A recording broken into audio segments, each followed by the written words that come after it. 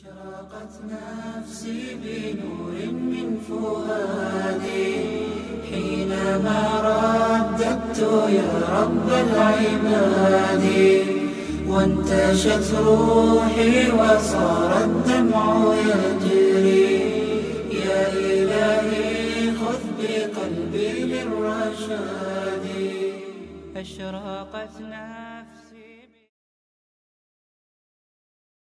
Bakara suresi tefsiri 97. ayetten başlayıp okuyumuz inşallah. Bismillah, elhamdülillah, ve salatu ve selam ala Resulillah ve ala alihi ve sahbihi ve ecma'in. Rabbi şirah li sadri ve yessir li amri ve ahlul uqdeten min lisani yefkahu kavli. Amma ba'd, esselamu aleyküm ve rahmetullahi ve berekatuhu. Tövende diktanlağa İbn Kathir rahimahullah'ın Kur'an-ı Kerim tefsiri Uygurca tercümesinin Bakara suresi tefsirinin 97. ayetinden başlayıp okuyumuz inşallah. Ba'de auzu billahi mineşşeytanirracim. Aytqın ki Cibril'ga düşman bolgan adam Allah'a düşmandır. Çünkü o, yani Cibril, Allah'ın emri bilen özüden ilgirikini, yani samavi kitaplarını tasdiq qilguvchi, to'g'ri yo'l ko'rsatguchi, mu'minlarga bishorat berguchi Qur'onni sening qalbingga nozil qildi. Kimiki Allohning farishtalarini, payg'ambarlarini, Cibrilni, Mikoilni dushman tutdi ekan, Allohni dushman tutgan bo'ladi. Shubhisizki Alloh kofirlarni dushman tutdi. Yahudilarning Cibril alayhissalomga bo'lgan o'chmanlik. İmam Abu Ja'far ibn Jarir Tabari Qur'onni tadqiq qilguvchi olimlarning hammasi bu oyatning İsroil avlodidan bo'lgan Yahudiylar haqida tushganligida birlikka kelgan deydi. Chunki ular Cibrilni o'zlarining dushmani, Mikoilni o'zlarining do'sti deb gumon qilishdi. Aytqinki, Cibrilga dushman bo'lgan odam Allohga dushmandir. İmam Buxoriy bu oyatning ma'nosi haqida Ikrimaning mundaq deganligini rivoyat qiladi. Cibr, Meka, Isrof degan so'zlar banda degan ma'noni, il degan so'z Allah degan ma'noni bildirdi. Yani Cibril, Mikail, İsrafil degan Allah'ның bendileri deganlik bo'ladi. İmam Buxoriy Anas ibn Malik radiyallahu anhuning mundaq deganligini rivoyat qildi. Abdullah ibn Salam degan bir kishi kuzlik yig'im ishlar bilan bir yerda edi. U payg'ambar alayhisalomning Makkadan Madinaga kelganligini anglab, payg'ambar alayhisalomning yeniga kelib, men senden payg'ambardan boshqasi bilmaydigan 3 masala so'rayman. Qiyomatning dastlabki alomati nima?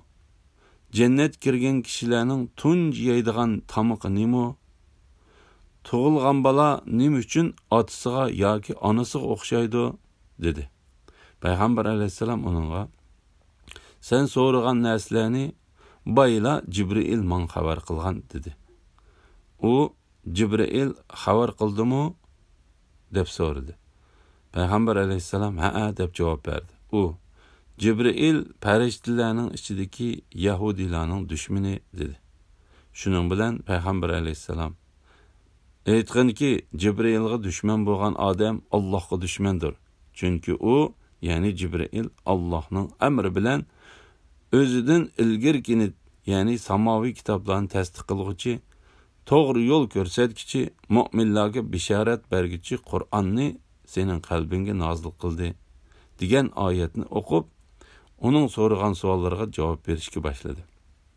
Qiyomatning alomatlari shuki, bir o't paydo bo'lib, kishilarni sharq tarafdan surib, ilib berib, g'arbga to'playdi. Jannatga kirgan kishilarning tunji bo'lib yeydigan tamoqi lahangning jigiriga choplashib turadigan bir parcha go'sht bo'ladi. lahangning jigiriga chaplashib turadigan bir parcha go'sht bo'ladi. Er kishining spermisi ayol kishining spermisini besib ketsa, bola otasiga o'xshaydi. Ayol kishining spermisi er kishining spermisini besib ketsa, bola onasiga o'xshaydi, dedi. U Ashhadu an la ilaha illalloh va annaka rasululloh deb iymon etdi. Iymon etib, ey Allohning payg'ambari, Yahudilar kishilarga bak bo'hton choplaydigan millat. Sen ulardan mening ahvolimni so'rashdan burun, ular mening islomga kirganligimni anglasa, menga bo'hton choplaydi.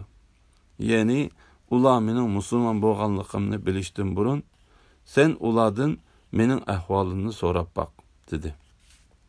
Yahudilarning hammasi keldi.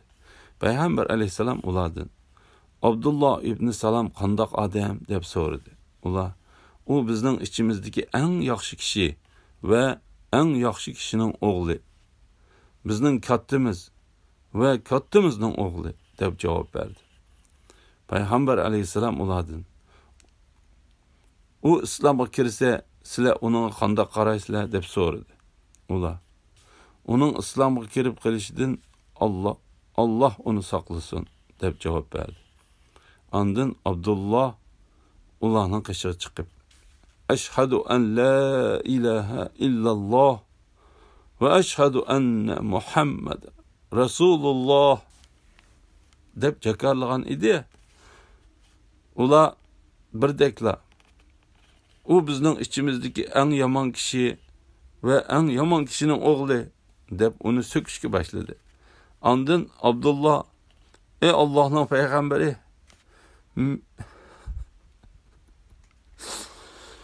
men bu ishdan qo'rqatdim, dedi. Farishtalarni payg'ambarlarni ayirgandek ayirganligi. Aytqinki, Cibril'ga düşman bo'lgan odam Allohga düşmandir. Chunki u, ya'ni Cibril, Allohning amri bilan o'zidan ilgarikini, ya'ni samoviy kitoblarni tasdiq qilguchi, to'g'ri yo'l ko'rsatguchi, mu'minlarga bishorat berguchi Qur'onni sening qalbingga nozil qildi. Ya'ni kimiki Cibrilni dushman tutmoqchi bo'lsa, Cibrilning Alloh taolaning buyrug'i bilan sening dilingga hikmatlik nurni, ya'ni Qur'oni Karimni ilib tushgan ishonchli farishta ekanligini bilib qo'ysin. U Alloh taolaning farishtalari ichidagi bir elchi farishta. Bir elchiga dushmanlik qilsa, butun elchiga dushmanlik qilgan. Ya'ni agar bir farishtani o'ziga dushman tutsa, butun farishtalarni dushman tutgan hisoblandi. Xuddi bir kishi bir payg'ambarga iymon keltirsa, uning butun payg'ambarlar iymon keltirishi to'g'ri kelgandek, bir payg'ambarni inkor qilsa, butun payg'ambarlarni inkor qilganlik bo'ladi. Ya'ni bir kishi hamma payg'ambarga iymon keltirib, ularning ichidan bir payg'ambarga iymon keltirmagan bo'lsa, u kofir hisoblanadi. Alloh taolo bu haqda mundaq deydi: Shubhisizki Allohni va uning payg'ambarlarini inkor qilganlar Alloh bilan uning payg'ambarlarining orasini Allohga ishonib, payg'ambarlarga ishonmaymiz deyish bilan ajratib o'tmoqchi bo'lganlar. Payg'ambarlarning ba'zisiga ishonamiz, ba'zisiga ishonmaymiz degichilar, ya'ni ular payg'ambarlarning ba'zisiga iymon keltirib, ba'zisiga iymon keltirmagan edi. Ularga haqiqiy kofir nomi bilan hukm qilindi. Shuningdek, bir kishi Cibrilni o'ziga dushman tutsa, u Alloh taolani dushman tutgan bo'ladi. Chunki Cibril har qanday narsani o'zining xohishi bo'yicha emas, Alloh taolaning buyrug'i bo'yicha elib tushdi.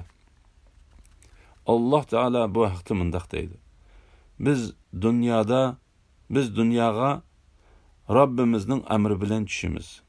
shubhisizki Qur'on olamlarning Robbi tarafidan nozil qilingandir. Ogohlantiruvchilardan bo'lishing uchun ishonchlik Jibril uni sening qalbingga ilib tushdi.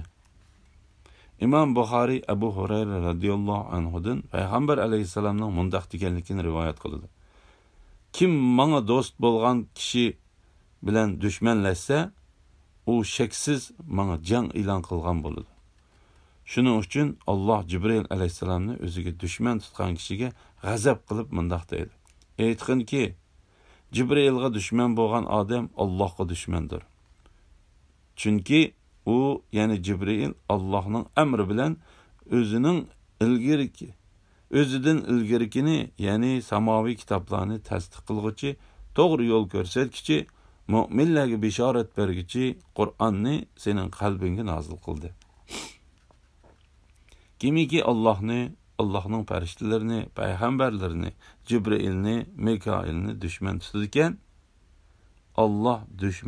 Allohni dushman tutgan bo'ladi. Shubhisizki Allah kafirlarni dushman tutadi.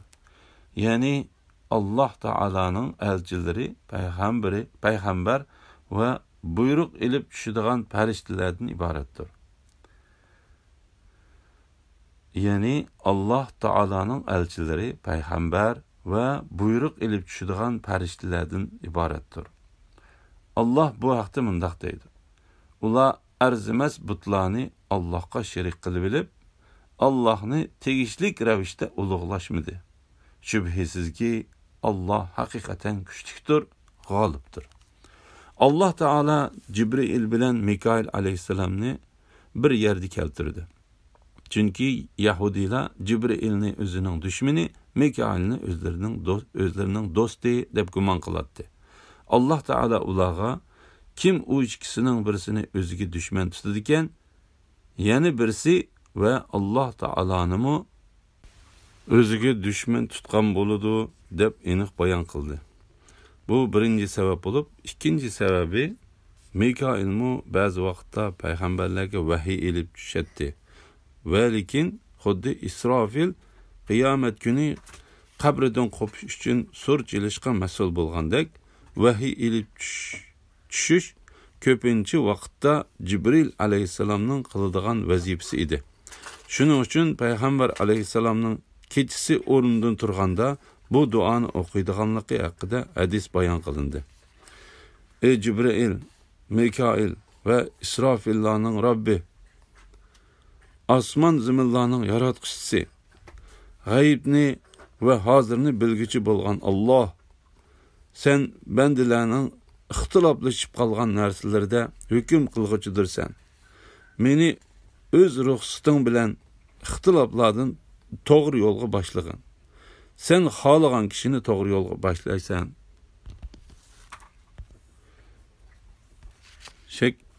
Shek shubhisizki sana biz ro'shan oyatlarni nozil qildik. Ularni faqat to'g'ri yo'ldan chiqqanlarla inkor qiladi. Har qachon ular birer ahdi tuzsa, bir turkumi uni buzadi. Belki ularning, ya'ni Yahudilarning to'lisi Tavratga iymon etmaydi. Ularga Alloh tarafidan qo'llaridagi kitobni tasdiqlaydigan bir payg'ambar, ya'ni Muhammad alayhisalom kelsa, uning payg'ambarlik dalillarini bilmaydigandek Allohning kitobini, ya'ni Tavratni orqasiga cho'rib yutadi. Ya'ni Tavratning so'zlariga amal qilmaydi. Ular Süleyman'ның padişahlık zamanıdaki şeytanlarının sihirlerine ait sözlerine ergeçti. Süleyman sihrigar bolğunu ve sihir ügünüş bilen kafir bolğunu yok. Lekin şeytanlar kişilerge sihir ügütüp kafir boldu. Ula Babil'deki Harut, Marut deyiladigan iki perişteki nazil kılınan sehrini ügütetti. Bu iki perişte biz kişilerini sınayımız, kafir bolmagan demegiçe hiç kişiye sehir ügetmeydi. Ula bu ikisinden erxotunni bir-birinden ayrı etadigan narsalarni, yani sehrigerlikni ügünetti. ular sehr orqali Allohning ruxsatisiz hech kishiga ziyon yetkazolmaydi. Halbuki ular o'zlariga ziyni va foydasi yo'q narsani o'rganadi. Yahudiylar Tavratni tashlab, sehrni setib olg'uchiga oxiratda Allohning rahmatidan va jannatidan hech nasibi yo'q ekanligini obdan biladi. Ular jonlarining badaliga setib olgan narsaning, ya'ni o'zlari uchun sehr o'rganishni tanlashining ajabmi yomon ish ekanligini koshki bilsa edi. Agar ular iymon keltirsa, sehrini tashlab Allohdan qo'rqsa, ular uchun Allohning dargohida savob albatta yaxshi edi. Koshki ular buni bilsa edi. Muhammad alayhisalomning payg'ambarligining alomatlari. Shak shubhisizki, sana biz ro'shan oyatlar nozil qildik. İmam Abu Ja'far ibn Jarir bu oyatning ma'nosi haqida mundaq deydi. Ey Muhammad sallallohu alayhi vasallam, biz sana sening payg'ambarligingni bayon qiladigan uch alomatlar nozil qildik. Alomatlar Alloh taolaning kitobi, ya'ni Qur'oni Karim o'z ichiga olgan Yahudiylarning maxfiy bilimlari, maxfiy xabarlari, İsrail avlodlarining ichidan burun o'tganlarning xabarlari shulardan iborat. Ularning katiboshlari va olimlardan boshqasi bilmaydigan, ularning kitoblarida bor bo'lgan cho'ng xabarlar va ularning burunqilari va keyingilari eng kuchli o'tgan Tavratning hukmlaridir. Alloh taolo o'zining payg'ambari Muhammad alayhisalomga tushirgan kitobida hamma ishlarni uningga bildirdi. Buningda, ya'ni payg'ambar alayhisalomga berilgan mushuk katta kitobda dilida ozroq insof bor va hasad uni halokatga chaqirmagan kishini uning payg'ambarligiga dalolat qiladigan uch faktlar bor. Chunki hech qanday bir insondan bir narsa o'rganmagan bir savotsiz kishi Muhammad alayhisalom elib kelgan ro'shan alomatlarni elib kelsa, har qanday bir aql egisi hech qanday shak qilmayla uning cho'qim Alloh taolo tarafidan avatilgan payg'ambar ekanligiga ishonidir. Shak shubhisizki, sana biz ro'shan oyatlar nozil qildik.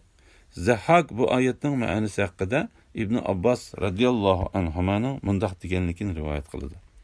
Alloh taolo payg'ambar alayhisalomga mundaq deydi: Sen uni Qur'onni ularga o'qib bersan.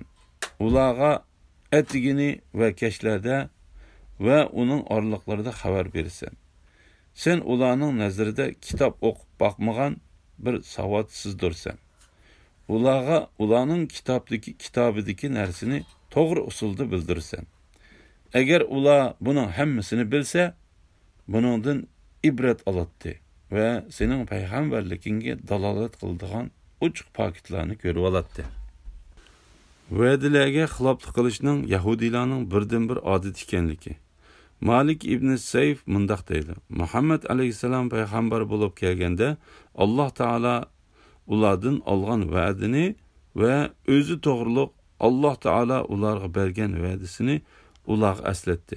Ular Alloh taolo bizga Muhammad to'g'riliq hech qanday va'da bermadi va bizdanmi hech qanday va'da olmadi deydi.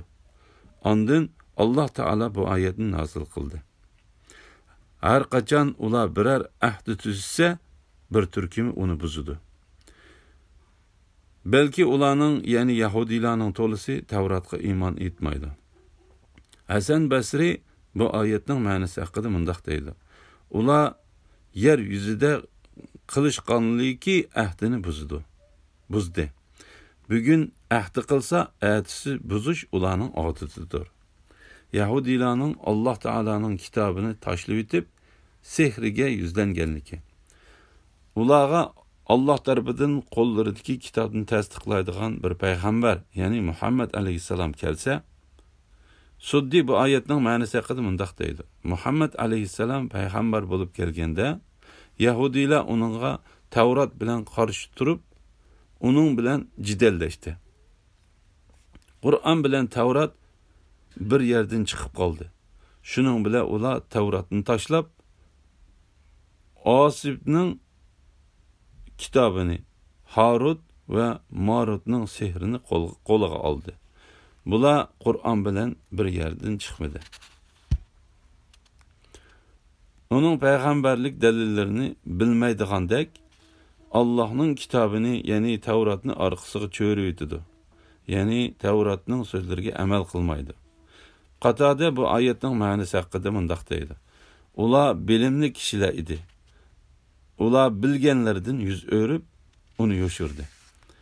Sehrning Sulaymon alayhisalomning zamonasidan burun bor ekanlik. Ular Sulaymonning podshohlik zamonidagi shaytonlarning sehrlariga oid so'zlarga egashdi. Suddi bu oyatning ma'nosi haqida mundaq deydi. Shaytonlar söz tinglash uchun osmonga o'rlab chiqib, osmonning o'ltirg'ili bo'ladigan yerlarida o'ltirib, ziminda bo'lmoqchi bo'lgan bir kishining o'limi yoki bir g'ayb ishni va yoki farishtalarning boshqa ishlar haqida qilayotgan paranglarini anglaydi.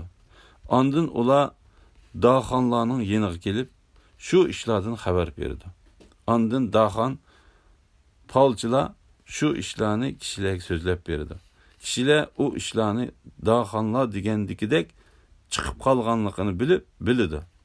Palchilar shaytonlarga ishinib bo'lgandan keyin ular palchilarni yolg'onchi qilishga boshlaydi. Ular har bir so'zga 70 yolg'on so'zni qo'shib yetkazadi. Kishilar bu so'z to'g'risida shaytonlarning g'ayb ishlardan xabar berishi bilan kitob yozishga boshlaydi. İsrail avlodlarining ichida jin g'aybni biladigan degan so'z tarab ketdi. Sulaymon alayhisalom kishilarga payg'ambar bo'lib keldi. Sulaymon alayhisalom shayton haqida yozilgan kitoblarning hammasini yig'ib bir sandiqqa silib, o'zi o'ltiradigan o'rindiqning tagiga ko'mib qo'ydi. Shaytonlarning ichidan birasi u yerga yiqin berib qolsa, darhol kuyib ketdi.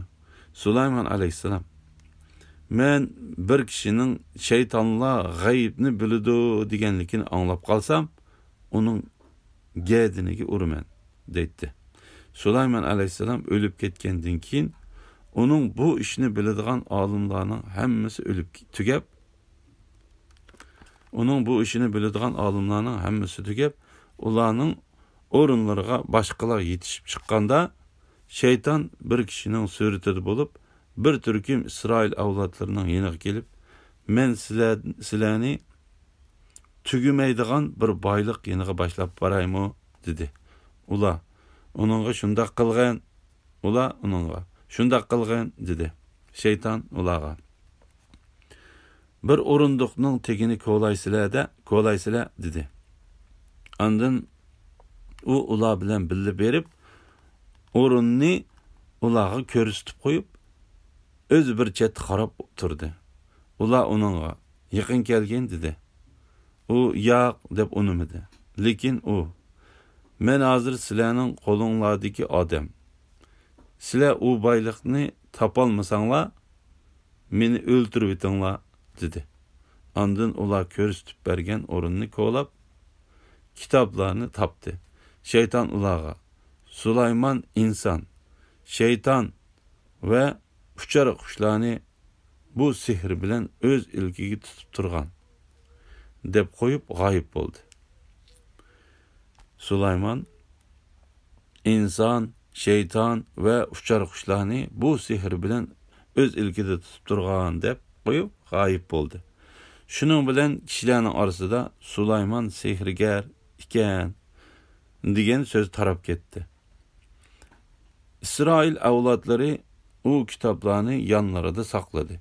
Muhammad alayhisalom payg'ambar bo'lib kelganda, ular u kitob bilan ichidagi narsani dalil qilib jidallashdi. Alloh taolo bu vaqtda mundaq deydi: "Sulaymon sehrgar bo'lgani va sehr o'g'inish bilan kafir bo'lgani yo'q." Harut va Marutning qissasi va ikki farishta. Lekin shaytonlar kishilarga sehr o'g'itib kafir bo'ldi. Ular Babildagi Harut, Marut deyiladigan ikki farishtaga nozil qilingan sehrni o'rgatdi.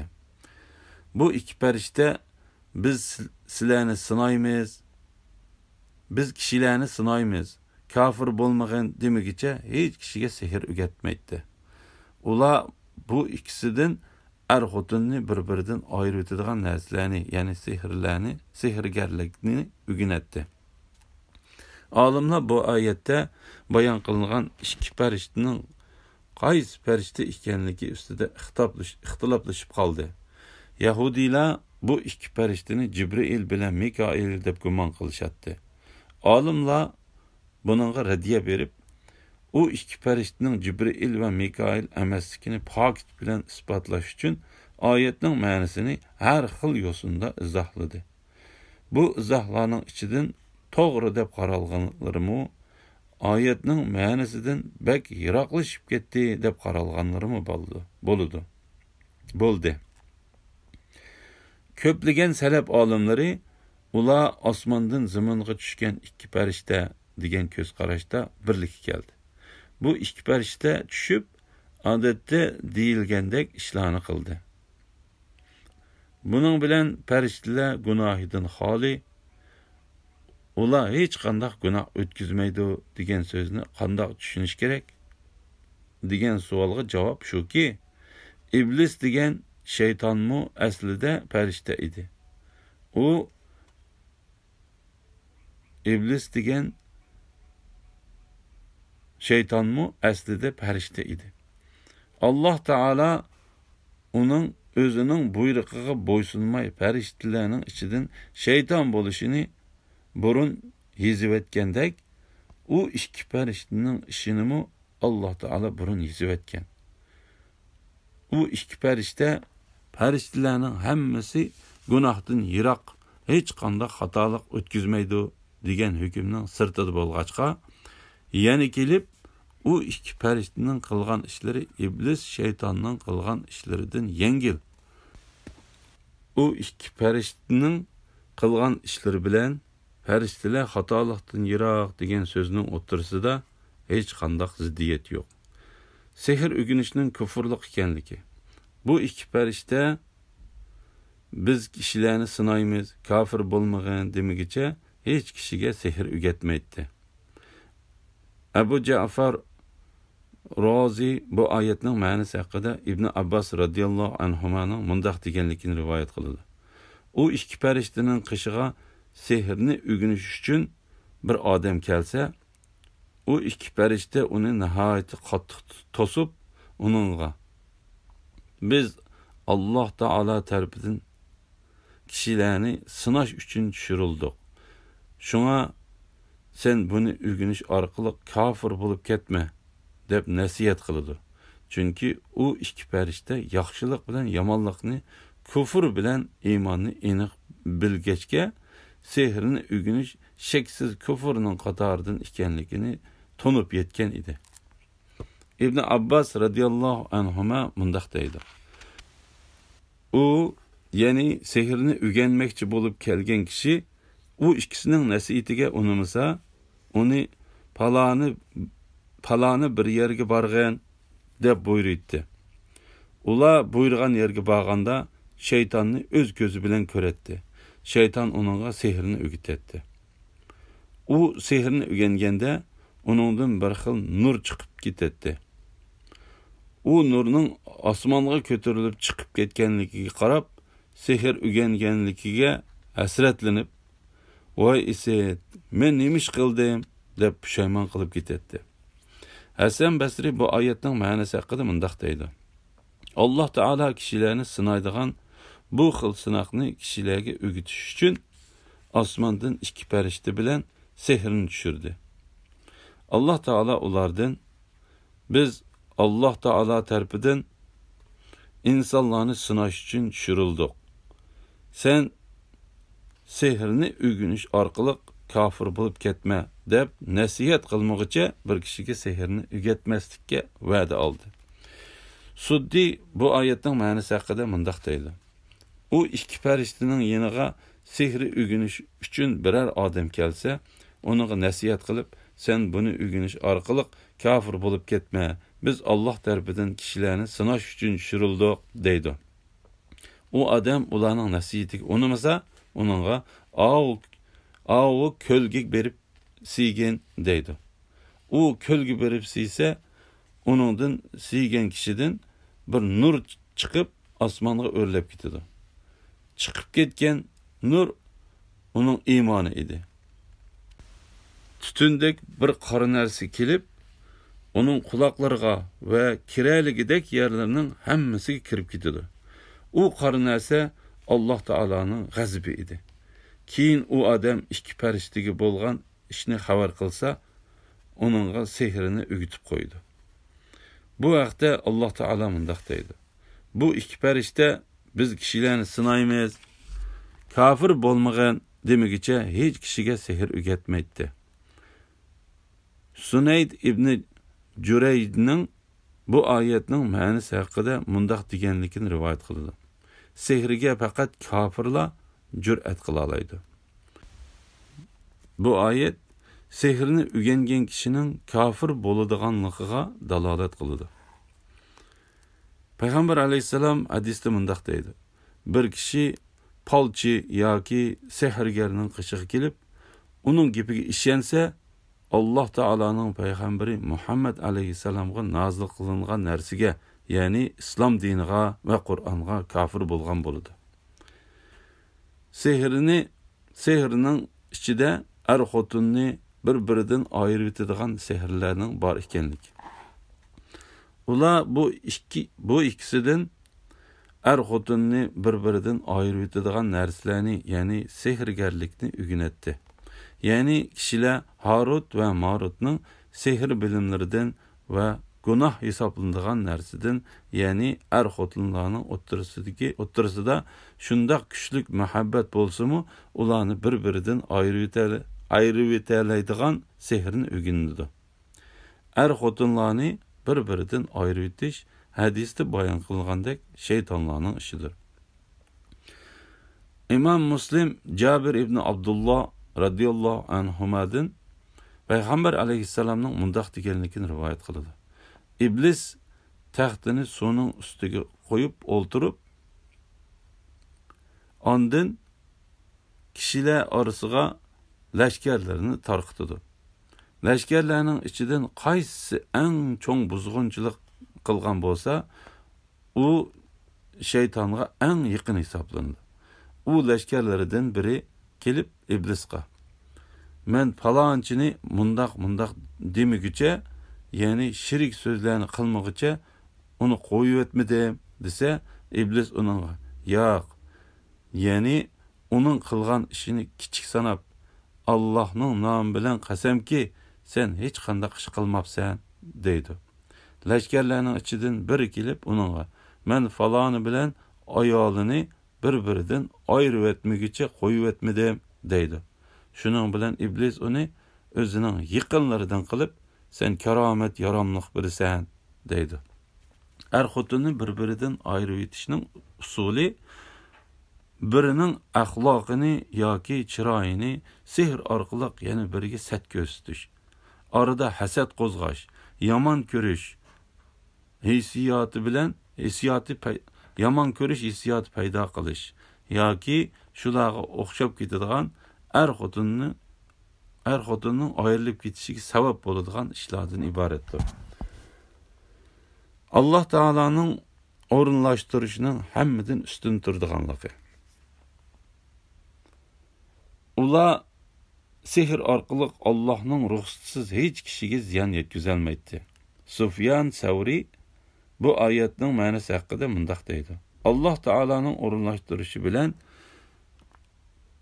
ziyon yetkazadi. Allah Taala'nın o'rinlashtirishi bilan ziyon yetkazadi.